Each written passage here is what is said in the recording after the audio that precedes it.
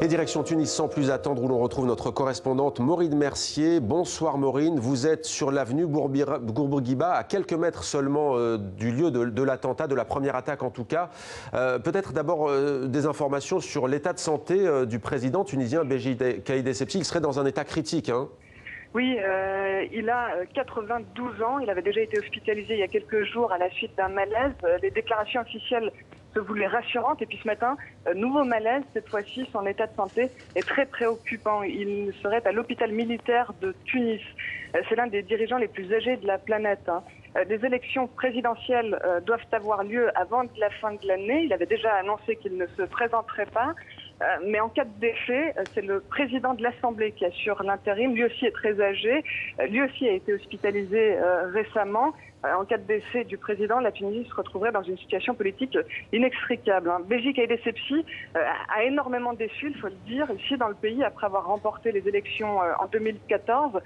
Mais il représente celui qui fait face aux islamistes d'Ennahda. Un Tunisien me glissait tout à l'heure alors qu'il ne le supporte pas. Il me disait, ça y est, s'il meurt, le pays va encore s'enfoncer. On n'a vraiment pas besoin de ça.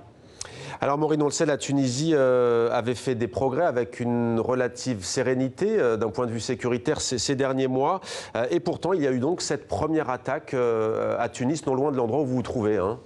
Oui, attaque qui a eu lieu à quelques pas de l'ambassade de France sur l'avenue principale de la capitale, l'avenue Bourguiba, sans doute la plus protégée du pays. C'est une voiture piégée qui a pris pour cible les forces de l'ordre. Un policier tué, 4 blessés, et puis une autre attaque qui a eu lieu quasiment simultanément. Un homme s'est fait exploser devant les locaux de la direction antiterroriste d'une caserne située à environ 3 ou 4 kilomètres de l'avenue Bourguiba. Ces attaques, elles démontrent que malgré en effet une amélioration générale de la situation sécuritaire, des cellules terroristes continuent d'agir. Il y a eu plus de peur que de mal, ça c'est la déclaration d'un des responsables du gouvernement, qui ajoute que plusieurs cellules terroristes ont pu être démantelées ces dernières semaines. Le Premier ministre Youssef Chahed s'est rendu sur l'avenue il y a quelques instants pour rassurer. En Tunisie, ce sont les forces de l'ordre qui sont la cible principale des attaques terroristes. Cette attaque, on le rappelle, a fait un mort, mais elle tombe à un moment très critique, juste au début de la saison touristique. Alors les Tunisiens craignent des vagues de désistement, ce qui aurait évidemment de très lourdes conséquences économiques pour le pays. Maureen Mercier, merci pour ces précisions en direct de Tunis. On vous retrouve bien entendu dès que la situation l'exige d'ici la fin de cette édition. On va donc revenir maintenant en images sur ces attentats, le déroulé des faits avec Antoine Fontenot. Des passantes sous le choc. Il est environ 11 h ce jeudi matin à Tunis. La première explosion vient de retentir en plein centre touristique et commercial de la capitale. Un véhicule de police en circulation sur la rue Charles de Gaulle a été touché par un attentat suicide. 3 civils sont blessés, tout comme 2 policiers. L'un d'entre eux meurt des suites de ses blessures. Le quartier, où se trouve notamment l'ambassade de France, est alors rapidement bouclé. Quelques minutes plus tard, à moins de 2 km de là, une autre personne se fait exploser sur le parking du bâtiment de la Garde nationale, le complexe de Gorjani, où sont également installés des services de la police judiciaire. Le Premier ministre s'est rendu sur place. Cet acte vise à troubler les Tunisiens, à perturber l'économie du pays et la transition démocratique. Nous répétons que notre résolution est totale et que ces terroristes-là n'ont pas leur place en Tunisie. Notre guerre contre eux est une question de vie ou de mort. Nous ne cesserons de lutter jusqu'à ce que le dernier terroriste soit éliminé. Dès la fin de matinée, l'émotion a gagné le cœur de Tunis. Des centaines d'habitants se rassemblant non loin des lieux des explosions, au cri de terrorisme dégage. Ces 2 attentats manifestement coordonnés ont probablement été préparés très en amont. Ils n'ont pas été revendiqués pour le moment. Ils sont les premiers depuis l'attaque du 30 octobre, également dans le centre de Tunis. L'essentiel des 26 blessés avait déjà été des policiers. De quoi relancer le spectre de la violence à l'ouverture de la saison touristique et surtout à moins de 5 mois de l'élection présidentielle. Et déjà des réactions dans le monde. On va voir celle du président français Emmanuel Macron qui se trouve en ce moment au Japon où débute demain le sommet du G20 à Osaka. Je condamne fermement les attentats qui ont touché aujourd'hui le cœur de Tunis. La France se tient aux côtés du peuple tunisien dans cette épreuve. Voilà pour cette première réaction du président français. Avec nous en ligne à présent, Sophie Bessis, merci d'être avec nous en direct. Vous êtes historienne, vous êtes franco-tunisienne, vous êtes notamment l'autrice du livre Histoire de la Tunisie de Carthage à nos jours. C'est aux éditions Talent. attendiez. Alors beaucoup de confusion ce soir autour de l'état de santé du président tunisien Béji Caïd Essebsi. Les autorités ont officiellement dû intervenir pour déclarer qu'il n'était pas mort, pour faire taire les rumeurs. Vous êtes en contact, vous, avec des sources en Tunisie. Que savez-vous à ce sujet ?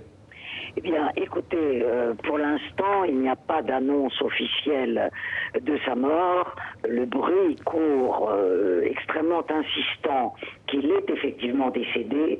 Il y a même eu de la part d'une association tunisienne en France, en général très bien informée, l'annonce de sa mort, mais les autorités n'ont pas encore confirmé ce décès.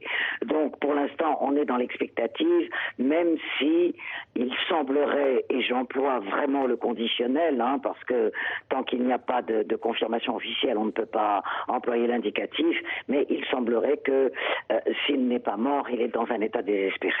Sophie Bessis, qu'est-ce que vous êtes dit quand vous avez appris cet attentat à Tunis, ce double attentat suicide? Est-ce que vous avez pensé tout de suite au tourisme, à l'économie? C'est le début de la saison. Est-ce que vous avez pensé aux élections législatives et présidentielles qui se profilent? Eh bien, écoutez, j'ai d'abord pensé aux gens qui sont morts et qui ont été blessés, bien sûr, et au fait que depuis 2012, c'est-à-dire depuis qu'il y a des attentats terroristes en Tunisie, il y a deux cibles privilégiées et presque exclusives, pourrait-on dire, les forces de l'ordre et le tourisme.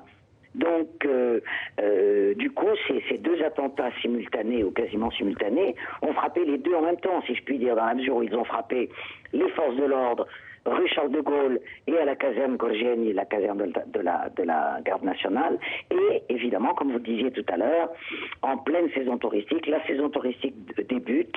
Elle semblait débuter de façon très positive, puisque il y a eu ces derniers mois vraiment une politique extrêmement active de la part du ministère du Tourisme tunisien pour faire revenir les touristes, et la saison s'annonçait plutôt bonne.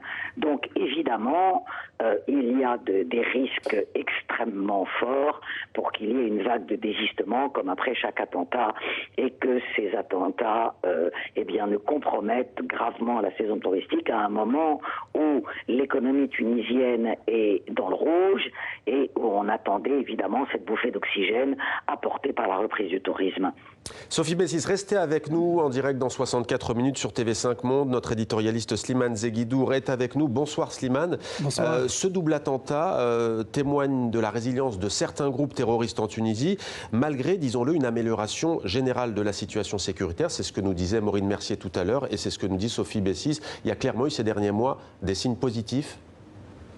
Ah oui, des signes positifs, d'autant plus que la coopération antiterroriste internationale fonctionne à plein régime, notamment une coordination très étroite avec les Algériens, avec les Français et les Italiens, bien sûr.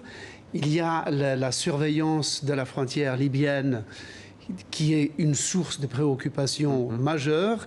Il y a la contrebande avec la frontière, certains secteurs de la frontière algérienne, à travers lesquels peuvent passer des armes éventuellement. Mais grosso modo, ces attentats ne doivent pas faire oublier que, grosso modo, les grandes villes, les secteurs touristiques de la Tunisie sont tout à fait convenablement sécurisés.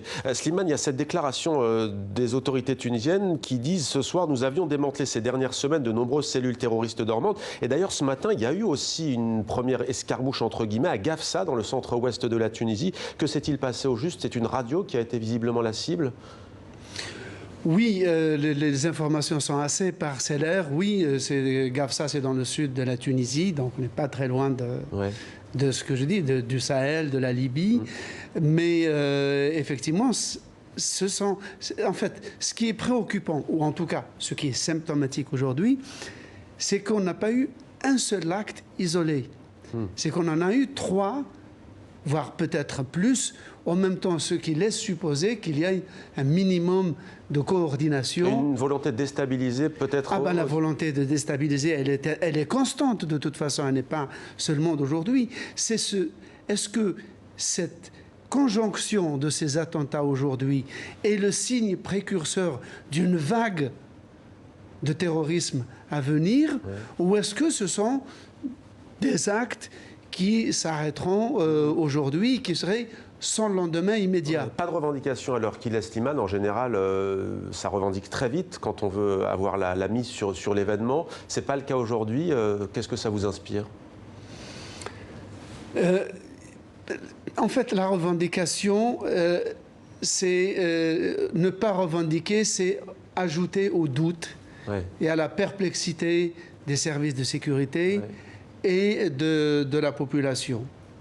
Sophie Bessis, merci d'être avec nous en direct. Je rappelle que vous êtes historienne. Il y a aussi cette information qu'on peut lire aujourd'hui, très vite après ces attaques. Des policiers antiterroristes ont circulé dans Tunis, les visages cagoulés, et ont tenté de contrôler l'identité de celles et ceux qui leur paraissaient ne pas être des locaux, des Tunisiennes et des Tunisiens. Le terrorisme aujourd'hui qui vise la Tunisie, est-ce qu'il est endogène ou est-ce qu'il peut être exogène et être au fond se revendiquer d'un djihadisme international comme on l'a connu ces derniers mois et ces dernières années en Afrique ? Les deux, je pense. C'est-à-dire que, en fait, en général, tous les attentats qui ont été commis jusqu'à présent ont été commis par des Tunisiens, mais qui ont souvent été formés à l'étranger. Et aujourd'hui, la situation est hautement dangereuse, hautement volatile, dans la mesure où, vous en parliez tout à l'heure, il y a une reprise de la guerre civile en Libye, donc une reprise de désordres récurrents en Libye, et ce qui permet la réimplantation de cellules en Libye, puisque plus personne ne contrôle plus rien. Et puis, vous savez que la situation en Algérie est une situation également très volatile. Alors évidemment, les services secrets algériens sont efficaces en matière de lutte antiterroriste quand ils le veulent, mais il pourrait y avoir, à la faveur de la confusion algérienne actuelle, un affaiblissement des services antiterroristes. Donc la Tunisie, pour son malheur, si je puis dire, a à son sud la Libye et à son ouest l'Algérie, ce qui n'est pas pour l'instant un environnement très favorable. Et en plus, il est évident que la lutte antiterroriste et la lutte sécuritaire en Tunisie a fait des progrès depuis quelques années, mais les cellules dormantes sont encore existantes, les services de sécurité le savent très bien, et que dans des circonstances favorables pour eux, eh bien, une cellule dormante, c'est fait pour se réveiller.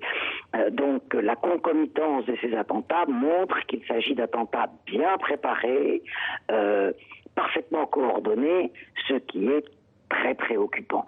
Alors, bien sûr, il ne s'agit pas seul de pointer la faiblesse des services de sécurité tunisiens. Vous savez que dans tous les pays du monde, eh bien, aucun service de sécurité, si performant, si efficace soit-il, ne peut prévenir les attentats, tous les attentats dans les pays d'Europe occidentale. Sophie Bessis, on sait aussi que vous êtes une militante féministe. En tout cas, vous avez accompagné le mouvement des femmes tunisiennes vers l'émancipation. À leur côté, que vous inspire le fait que l'une des autrices de l'attaque soit une femme, semble-t-il, la deuxième attaque, en l'occurrence, perpétrée non loin d'un commissariat de police ? Eh bien, écoutez, vous savez, ce n'est pas une surprise. Le mouvement féministe est puissant et fort en Tunisie et est parvenu, au moment de la discussion de la Constitution, à imposer des mesures constitutionnelles favorables aux femmes, à commencer par la mention de l'égalité des sexes dans la Constitution tunisienne. Mais on le sait, c'est très documenté, on sait très bien qu'il y a des femmes dans les mouvements djihadistes, qu'elles sont nombreuses, et c'est un fait qui est encore prouvé aujourd'hui. Donc le fait que la Tunisie soit partiellement à l'avant-garde en matière de droits des femmes par rapport au reste du monde arabe n'empêche pas qu'un certain nombre de femmes soient embrigadées, soient enrôlées dans les mouvements djihadistes et participent à ces mouvements. Hein. Vous avez ce phénomène partout où il y a du djihadisme aujourd'hui, il y a des femmes. Vous savez, le djihadisme est aussi un phénomène de secte et le sexe féminin ne protège pas forcément de l'enrôlement dans une secte. Ouais. Sophie Bessis, restez avec nous. Une question tout à l'heure pour vous sur l'état d'avancement justement de la transition démocratique en Tunisie. Slimane, justement, à ce sujet, ça fait 8 ans et demi que Ben Ali n'est plus là. Si on pouvait tirer un bilan aujourd'hui, malgré cet attentat, quel serait-il? Encore une fois, la Tunisie fait souvent figure de modèle en termes de démocratie dans le monde arabe. Sophie Bessis le rappelait, il y a une guerre civile dans le sud en Libye, il y a l'Algérie qui est en suspens avec un mouvement pacifique. Jusqu'ici, on pourrait dire que tout va bien, même si on ne sait pas ce que ça va donner. Quel bilan tireriez-vous aujourd'hui de cette transition démocratique tunisienne? D'abord, qu'elle a été réussie sur le plan, en tout cas sur le papier. Oui. Il y a des lois extrêmement audacieuses qui sont qui ont été votés avec des débats houleux, passionnés, mais argumentés de façon tout à fait civilisée. Et je dis sciemment le mot civilisé car c'est un des très rares exemples dans le monde arabe, peut-être le seul, et dans le monde musulman. Donc c'est une transition qui, dans les débats et dans les lois, est inscrite, gravée dans le marbre de la loi. C'est complètement révolutionnaire, mais il y a les lois et il y a les mœurs. Or, on constate par exemple que si la Tunisie a réussi cette mutation démocratique majeure sur le plan des principes et des lois, sur le plan des mœurs, des comportements bureaucratiques, des schémas mentaux, des gens qui sont l'interface de l'État dans les mairies, les préfectures, peut-être la police au quotidien, il y a encore énormément d'efforts à faire. Et puis, il y a ce paradoxe. Plus les garanties, l'égalité entre les sexes, entre hommes et femmes, est inscrite dans la loi, consacrée par l'usage et admise de plus en plus par la société, et plus on voit de femmes qui se voilent et qui affirment leur attachement à une tradition. Sophie Bessis, on va parler avec vous justement de l'état d'avancement de cette transition démocratique. À présent, 8 ans et demi après le départ de Ben Ali, il y a eu il y a quelques semaines un message assez intriguant sur les réseaux sociaux, sur Facebook, attribué à l'ancien dirigeant tunisien, où il s'adressait directement aux Tunisiennes et aux Tunisiens. Est-ce que vous diriez qu'aujourd'hui, il y a une certaine forme de nostalgie de l'ancien régime ? Vous savez, quand les choses vont mal dans un pays, on regrette toujours ce qui avait lieu avant. Mais je crois qu'en Tunisie, la situation est irréversible. Alors bien sûr, il y a des signaux d'alerte et qui sont extrêmement nombreux, à commencer par le retour des hiérarques de l'ancien régime au centre de la vie politique. Il ne faut pas oublier que le président Kais Saied est également issu de l'ancien régime, et aussi bien lui que l'actuel chef du gouvernement se sont entourés depuis quelques années de hiérarques de l'ancien régime. Donc il y a une tentative de retour, mais il y a un certain nombre de choses de l'autre côté qui sont irréversibles.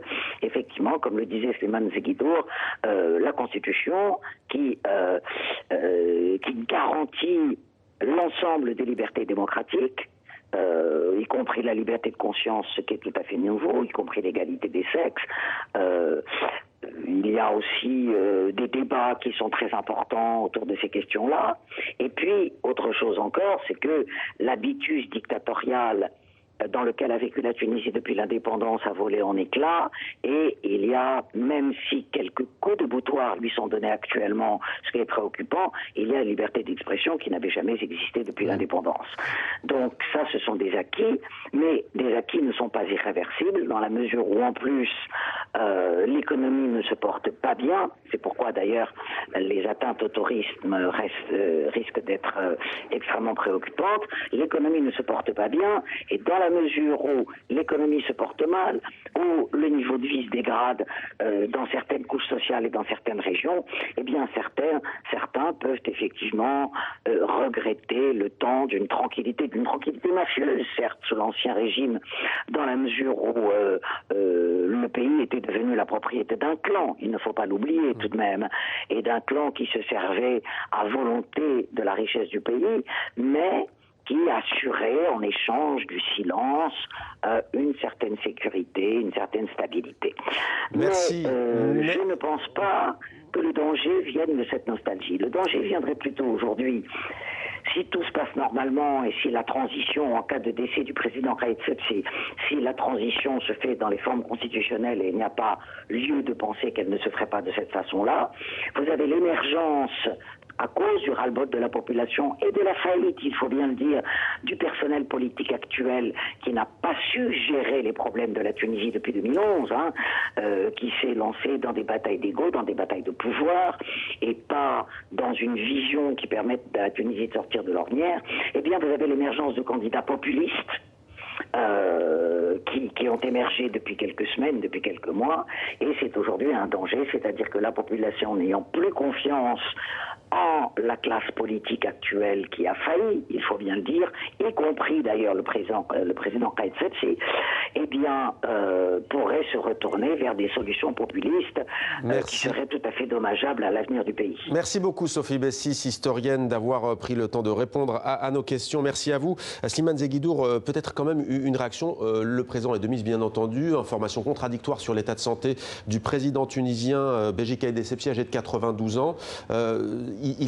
Cet homme est un personnage éminent de la vie politique tunisienne. Quelques rappels peut-être. Il a été ministre des Affaires étrangères, de l'Intérieur par le passé. Il a été ministre de la Défense, ministre des Affaires étrangères, plusieurs fois ambassadeur, président de l'Assemblée nationale. Donc il a exercé pratiquement toutes les fonctions régaliennes de l'État. Ambassadeur de Tunisie en France notamment aussi. Bien sûr, en Allemagne et ailleurs. Et donc c'est un homme qui a eu à gérer plusieurs dossiers extrêmement sensibles. Tenez, il y a 2 jours, nous parlions de la crise de Bizerte qui a opposé l'armée française à des nationalistes tunisiens.